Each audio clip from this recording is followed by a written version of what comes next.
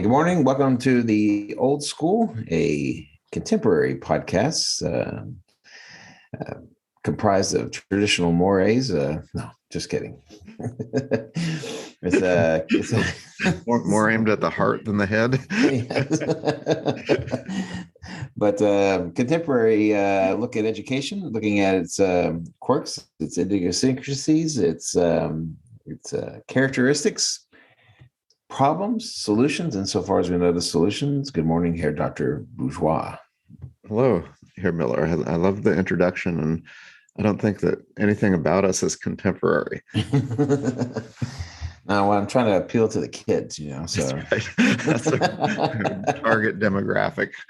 We're trying to broaden we're trying to broaden the scope of this thing. So I keep saying you can open up your Facebook account. Don't you have all of your former students, like thousands of them, who would love to hear Mr. Miller? And I know that I do not have a Facebook account. I don't have anything. You don't have a what are those? I'm going to embarrass myself. No, you don't have a Twitter account. You don't have Facebook. You don't have no. So those are the only two I know. So I don't have Twitter. I don't have Facebook. I don't have TikTok. I don't have Instagram. I don't have any of the things that all the cool people are doing. I am locked away in my world of books and occasionally YouTube videos. But you can go down a rabbit hole on YouTube. That's was it Huxley said that we have an infinite capacity for distraction? Yes. There's YouTube right there. You start going down a rabbit hole of like tiny homes or converted buses, and then pretty soon, 2 hours later, you're like, what the hell am I doing with my life? And it's funny. I spent a lot of time on tiny homes also. The idea it's so simple that you strip away everything you don't need. It's like a reverting back. It's like we have decided that are you all right? Yes, sir. So far. Okay, very good. I know you're basically living in a leper colony over there, so no, you can't. We'll cut that out. There's no leprosy around here. Well, if it's leprosy, you don't have to cut it out. It'll just fall right off, so you don't have to worry about it. But it's really bad. But anyway,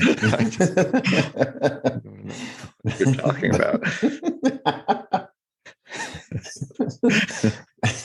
I don't know. I'm getting giggly now. It's not a good sign for the start of the podcast. No. But we had to reset and start over again. No, but keep going. The best stuff is always cut out. So yeah.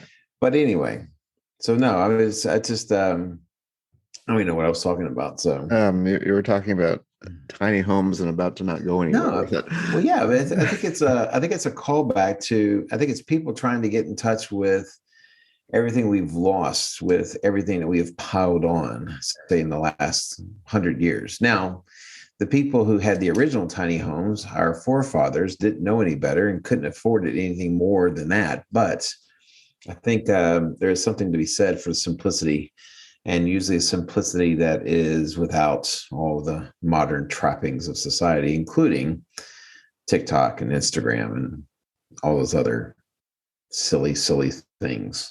So we get rid of computers and social media, and all of our families are in one room running into each other with no bedrooms to go into to close the door and get away from each other. Daughters playing with faceless dolls from the Old West or something like that. Something like that. I tried to tell my wife the vision I had for my retirement place, and it occurred to her probably within the first few seconds that it was a place she wanted no part of, simply because I didn't mention anything of a technological variety outside of electricity and a roof over our heads. I think outside of that, I think she's pretty much out on our future retirement abode.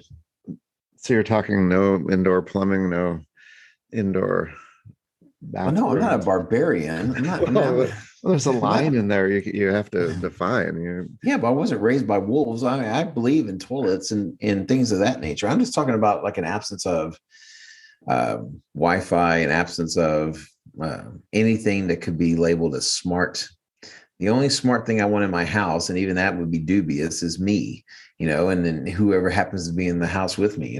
That's all I want.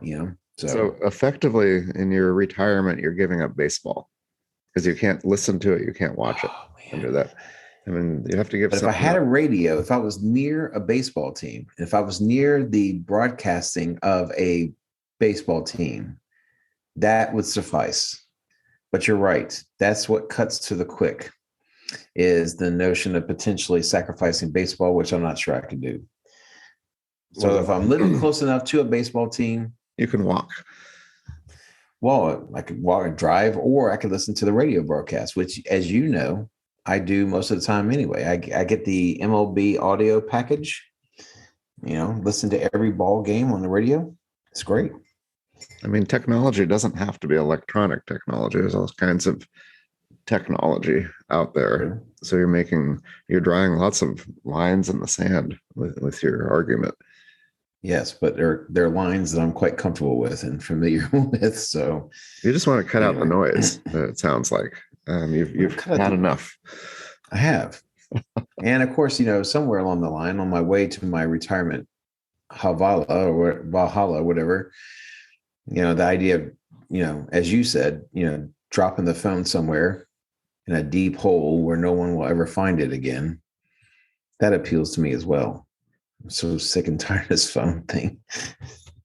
I've always said I want to drop it in the Rhine. It just sounds so impressive to say you did that. I know it's littering and they'd probably throw you in jail, but physically dropping a phone in the Rhine would be memorable. Well, Heinrich Heine, wrote about the kind of the transcending nature of the Rhine. Maybe this could be your transcendence. And it could be littered with cell phones at some point. So you're going to walk away from everything, including teaching and all the fun of being around students and parents, for example. I will. A semi-hermetic lifestyle, not necessarily. Not quite that bad. I like people. I like talking to people. But I just don't like all the other noise that accompanies it. So, okay, but we'll turn I'll have dinner. I'll have dinner parties. People come over, hang out. Okay. I have a friend that plays the piano. Maybe he can come over. Okay. Tickle the ivories, as it were. But just waiting for the invite there, here, Miller. Okay, I'll let you know. So. Well, it's hard to get out of this and talk about school. I tried to drop the word parents because that's kind of our topic. Not a great transition, but there is some noise there that we could overcome, maybe going away from the things of man. Well, if we were professional podcasters, if we were more adroit at our craft that we're still just learning, we might be able to do a gentle curve into the topic at hand. Instead, we're going to have to grab the wheel, do a hard left, hold on to the old crap bar on the top of the car, and then get back to the topic at hand. And here we are, parents. So lost me with about the first third of that metaphor. So anyway, right out of your car. So I want. so here's what I'm thinking. So not to get into politics, however. So late last year, Virginia had a gubernatorial race that was won by the Republican challenger. And part of what fueled the Republicans' victory, a guy by the name of Youngkin, I believe, was the fact that his opponent, the incumbent, made mention that parents really should not have a say in how a school is run, what is taught, how it's taught, so forth and so on. And it brings us to the notion of exactly what is the role, what has traditionally been the role of parents, what currently is the role, and what could or should be the role of parents within a school. Traditionally, when you were a teacher, what was the way in which you often encountered parents who were not, the parents of your students? Well, often they would have me over for dinner. What? I'm serious. When I was a young teacher, and Were you not ever invited to dinner at parents' homes? No, no. I was a beloved teacher, and I mean, I can't say how many times it happened, quite a few, almost a regular thing. And Are I they would, like divorcee mothers, or no, what are we no, talking no, we're talking about? about the kid and the parents know me because I had positive interactions, and I did some things that were public, like being a tennis coach, Hmm. teaching German, taking kids to Germany and all that. And so there was interaction there. I think that's, this doesn't come out of the blue, but having parent meetings often, for Right. both, booster clubs. So I got to know the parents really well. They come out to practice afterwards and talk, and Hmm. certainly through the German program, became beloved. What can I say? And would go over and have some great food, and got to know the parents. So I had a really good relationship with, parents for the most part. Oh Lord, it's hard to be humble when you're perfect in every way. You're saying you've never been invited to dinner by a No. current student's parents? Well, first of all, my initial question was absent of the kids that you are personally accountable for, that sort of thing. But no, I also did not have that kind of unique interaction. My, you know, I joined your little merry band of marauders going to Germany much later, and I wasn't a coach, and so I think being a coach kind of forces you into a bit of a different relationship with parents than might be typically experienced by a classroom teacher and classroom teacher only. Well, I think it was a different era, and it wasn't that long ago, but Well, there's that too, but people were more comfortable with that kind of thing. But that just the general parents, it's interesting. The parents you meet tend to be the ones you don't necessarily need to see, because their kids are doing really, really well.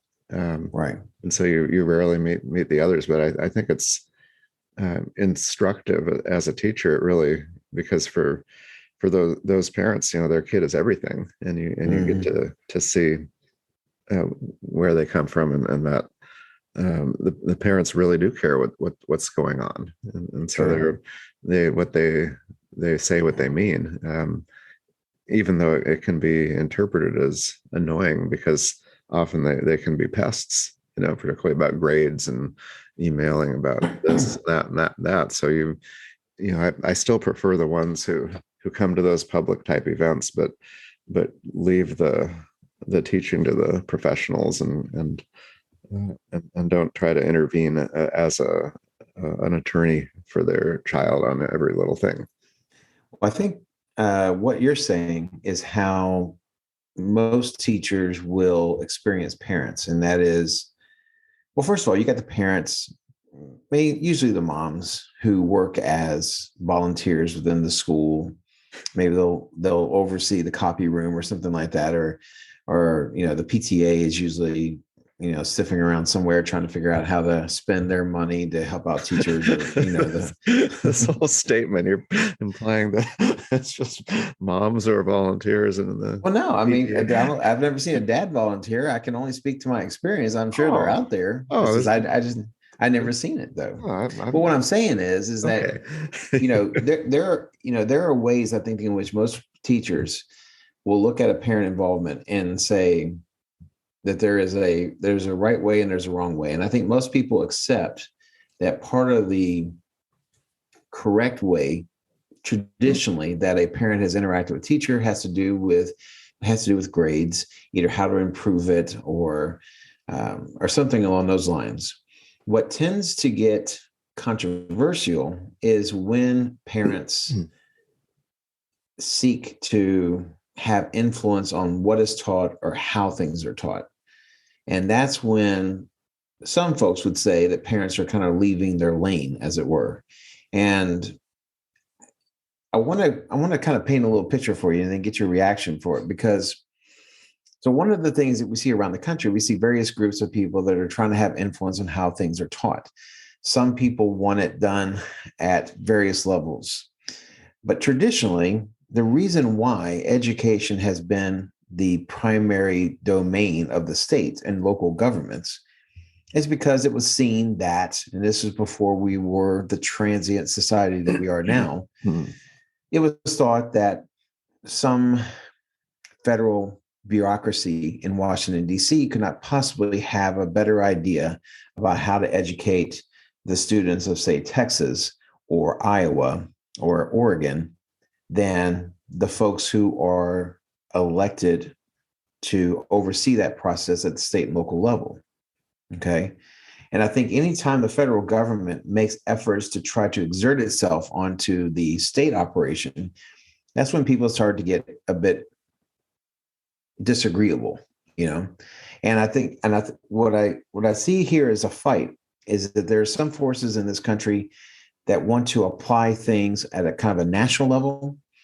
And there are some folks that are trying to reassert the notion that education, how kids are taught, what they're taught, should be something that's left to the local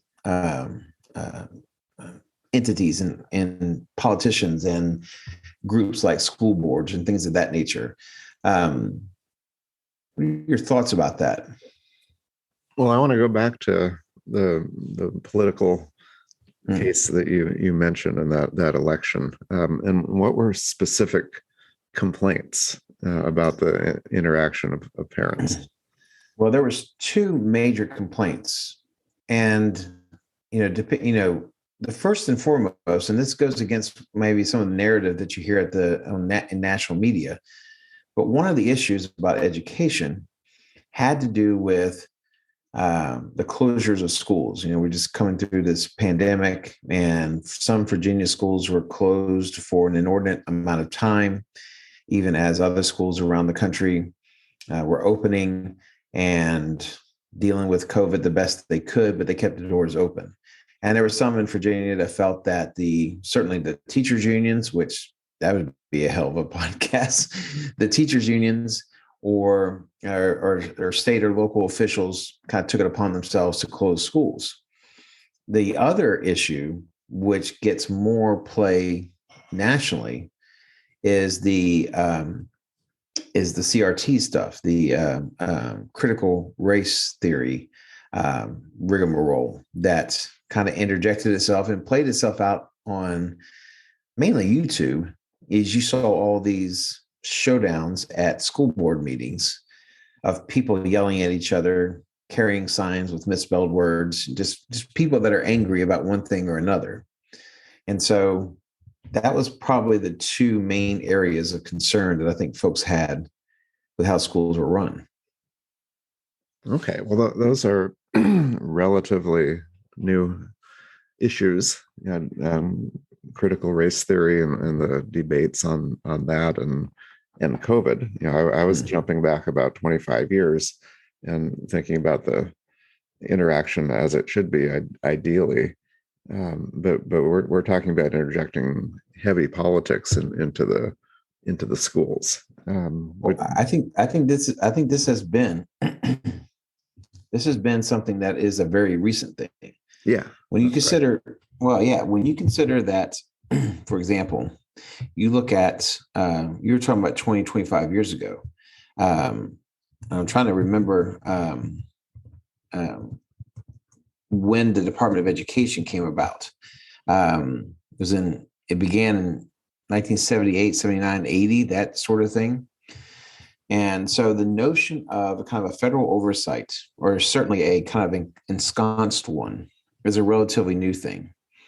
And so I think up until then, there really had not been a major conversation about the notion of what is taught in schools or how things are taught, and the fact that it would not be solely the purview of local government.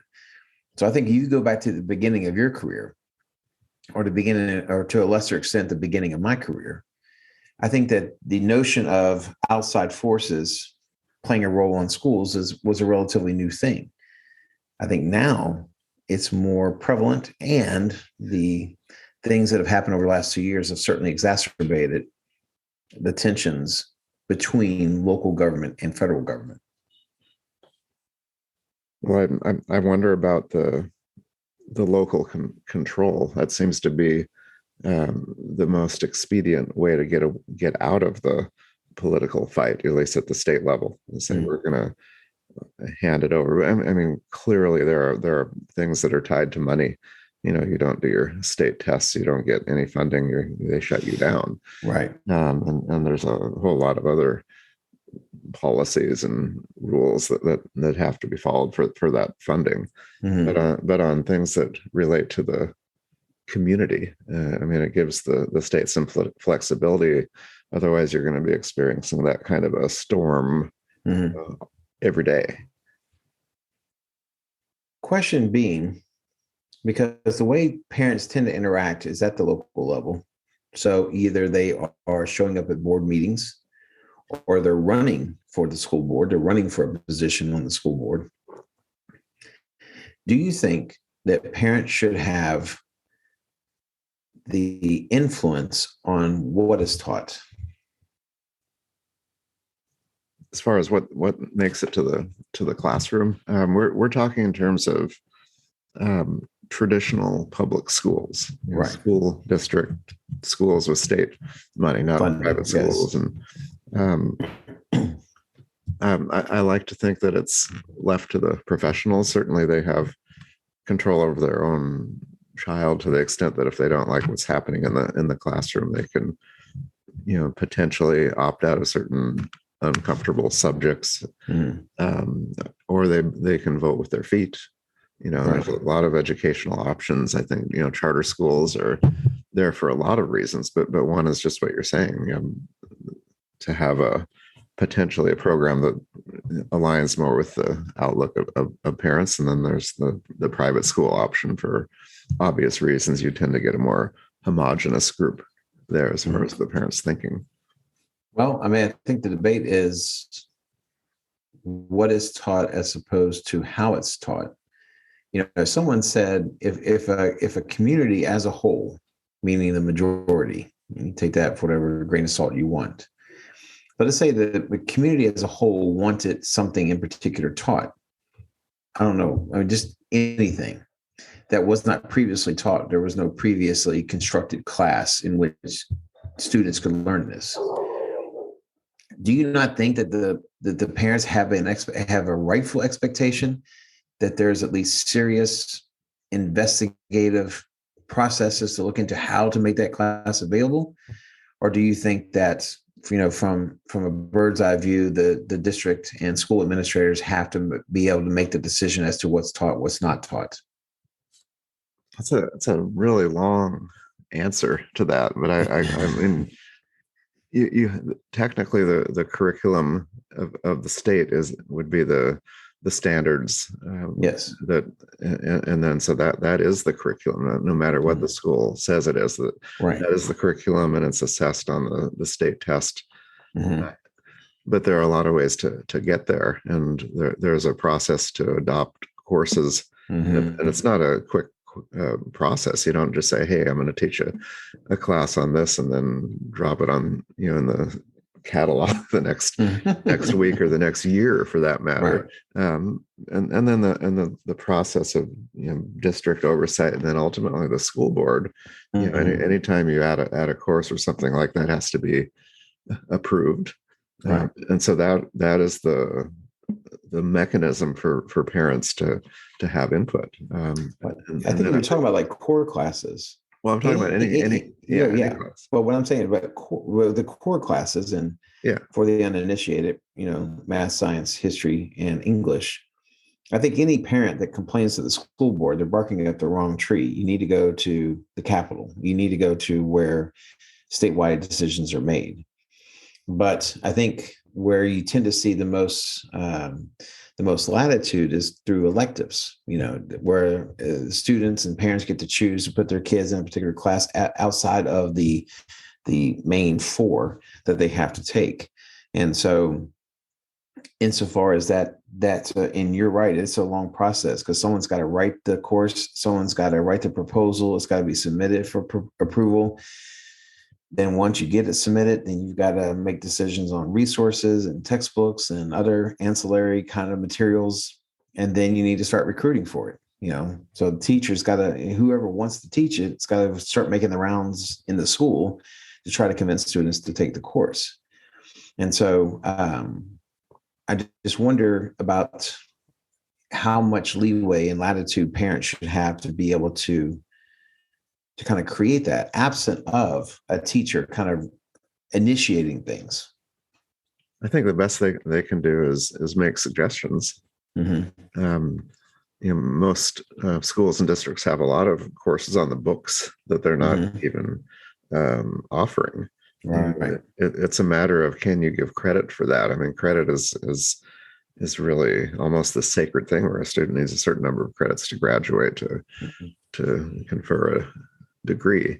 But I think that the parents do have the ability to suggest. Certainly they can't walk it through to getting a course, but I think any principal will listen if there's a outcry from parents that we would like this. They should talk about it.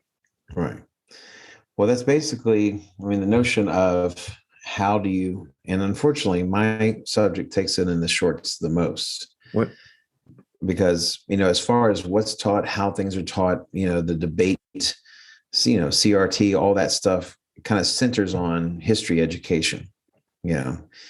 Now, we've talked about this before. I think one of the reasons why there's so many people opining about what and how things should be taught from a historical point of view is because, for whatever reason, people think that history is more accessible. No one's going to sit there and bang on the school doors demanding that, algebraic equations or quantum physics be taught in a particular way, because no one understands it.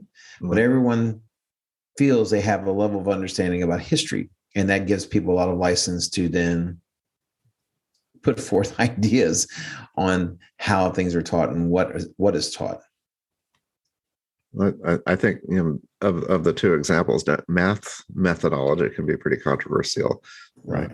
As well, but particularly about the sequence. I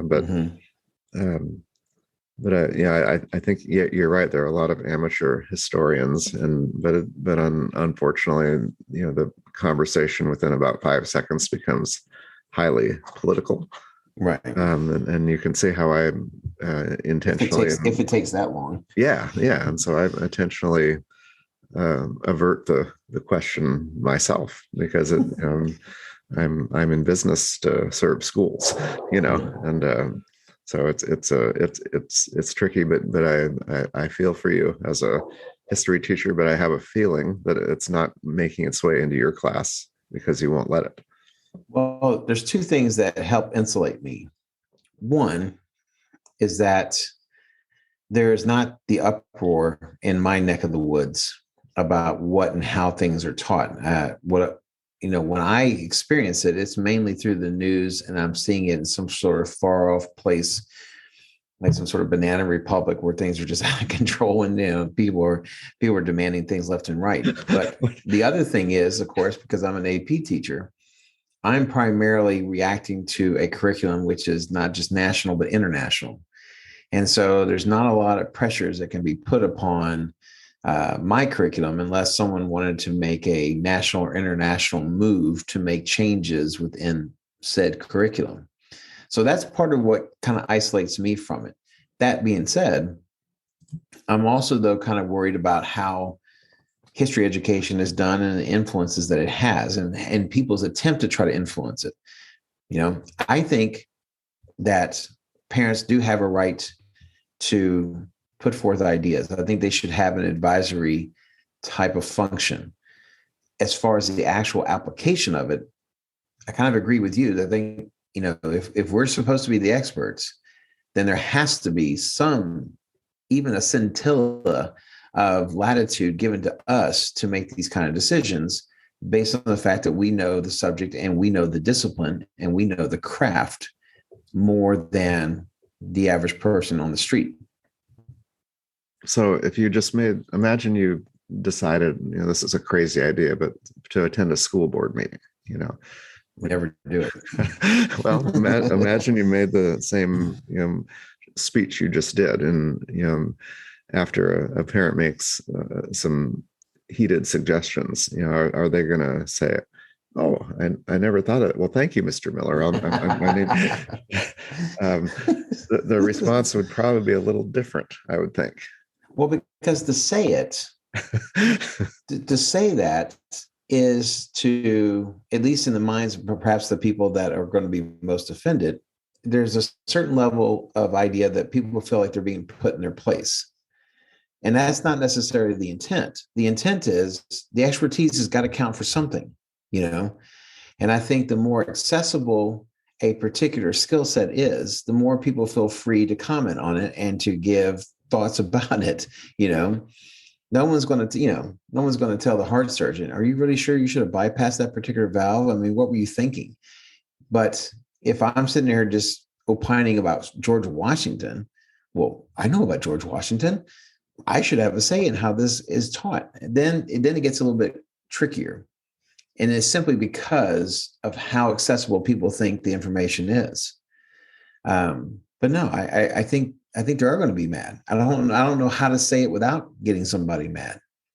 And that either is a product of the fact that my opinion is wrong, which I don't think is possible, or that this is just going to be something that either people accept or they don't accept.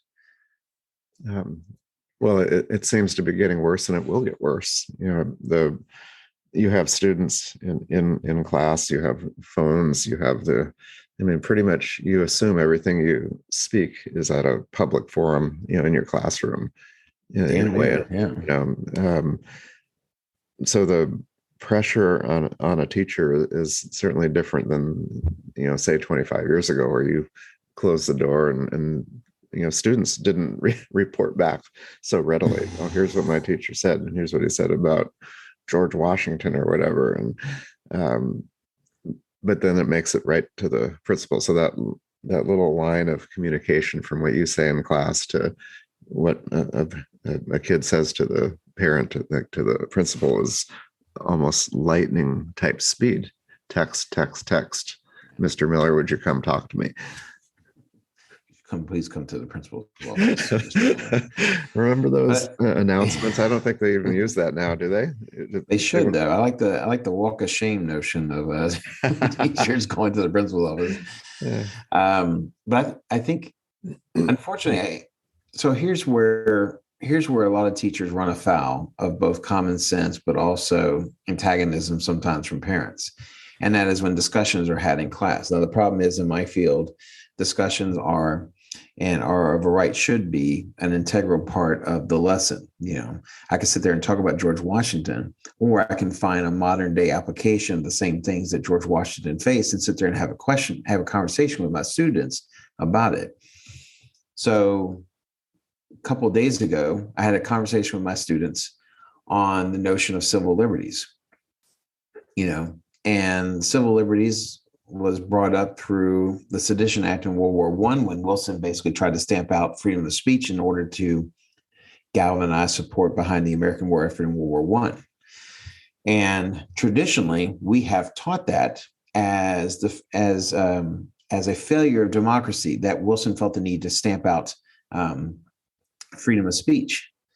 And I then correlated that to similar ideas of sacrificing of civil liberties as it relates to the pandemic and people's opposition to, state or local or federal guidelines on how things are done.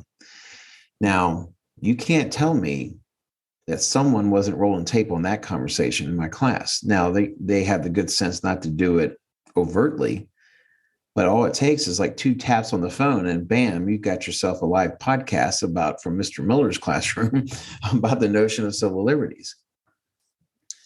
I don't care because, one, I know what I'm doing and I never interject my own personal viewpoints. I'm merely playing devil's advocate to anybody who feels the need to speak up. And I can retire and I just don't care. But I think if you're a younger teacher who doesn't have nearly as much skin in the game as I do, I think it could be an oppressive sort of idea that hangs over your head should you decide to talk about what could be construed as controversial. Yeah, that's really sad, and I think it's true. It's a real interesting point that the tendency would be to play it safe, and not have the conversation and make it a more transactional interaction with students. Here's the material, here's your test, and it loses I guess some of the excitement and the beauty of teaching. And I have a real strong feeling that those teachers aren't invited to dinner at the students' home, because we've lost that magic of working closely with parents and not worrying about what everybody says like all the time. As BB King said, the thrill is gone, baby. I mean, the relationship that I think that teachers and parents used to have, I think is irrevocably different. Now, I wouldn't say it across the board. I think there are still places where that cooperative yet yielding approach on the part of parents still exists. But I think in a lot of places, it's become quite adversarial. Well, there's a model of schooling. It's a private school type model of university model where students may be at home for 2 days a week, and their parents are technically co-instructors, and then they go to school for 3 days, and so that notion creates this connection, directly between the parent who is instructing their child to some extent, and there's a lot to be said for involvement that's natural and not as antagonistic as what we're describing now. Well, it is getting touchy, and I think people are using very strange things to get worked up about. So I used to have a cartoon on so I had a class website. I still do. And at the beginning of the front page of the website for AP US History, I had a cartoon of a teacher talking to a group of students saying, "I'm here to correct all the mistakes your parents made in teaching you history." And so I thought it was funny, and so I'm sure you did. But the idea is that, the way history has traditionally been taught has not always been the best way the history should be taught. And unfortunately, it is a product of the way in which I received my initial history education, and with that, how parents received their initial history education. That's what the joke is about the cartoon. But I had a parent who saw the cartoon, and I and my principal had to give up about 20 minutes of our lives to have a conversation about a cartoon. And we're not talking about the kind of cartoon that leads that leads people into the streets. We're just talking about a stupid cartoon. Well, but it's also about the difference between what is construed as history in a secular sense, and use kind of strange words there, as opposed to what it's like within the sanctum sanctorum of my classroom, that I have a kind of a more of a different look at history, because I have an historian's look at history, as opposed to someone on the outside who's not trained in history, how they take in history and how they perceive history to be. So you touched a nerve and had to have a 20-minute conversation. Did you take the cartoon down? No. Okay. The cartoon. Okay. Well, let me ask a more pointed question. Yes. For a good chunk of your career, at least when I knew you, you had a poster on the wall with a. I still have that poster. With a dog. Okay, explain the dog thing, because you do it better than I would. Because I think that they would complain about that. Strangely, I've never gotten a comment about that poster, but the poster is a riff on an old Mad magazine cover, and it's a picture of a dog with a pistol to its head, and the dog is like looking askance at the gun. Yeah. And the caption is, "Buy this magazine or we'll kill this dog." Well, I made mention of the magazine cover one time with my students, and some of my students got the idea to refashion the front cover of that magazine instead of National Lampoon, it says Miller's Lampoon, History is Fun magazine. And then next to the dog is the caption, pass this class or we'll shoot this, or we'll kill this dog. And I just thought it was funny. And I've had that thing in my classroom. I'm shocked. I am shocked more people have not said, but I don't think people pay attention, especially nowadays, people don't pay attention to anything. And so they have no situational awareness. They have no spatial awareness. People just are in kind of their own little world. They don't look at stuff. And so I think part of it is because they don't ever look at it, is why I've never had a comment about it. But I'm prepared to defend it, if for no other reason, but it's been up there for the last 20 years, in one classroom or another. Well, and you're supposed to put student work on the board, that's a good thing. So you have that, but parents go in there probably often. You have parents in the room, and they, you don't think, does anyone even laugh at it? I don't even think people notice it. I mean, a dog with a gun to his head, no one knows. You would think that would draw some sort of reaction, but it never has. Either they didn't notice it, they saw it and either didn't understand it or thought it was funny, but then they just moved on. And I've never really received, I probably will now.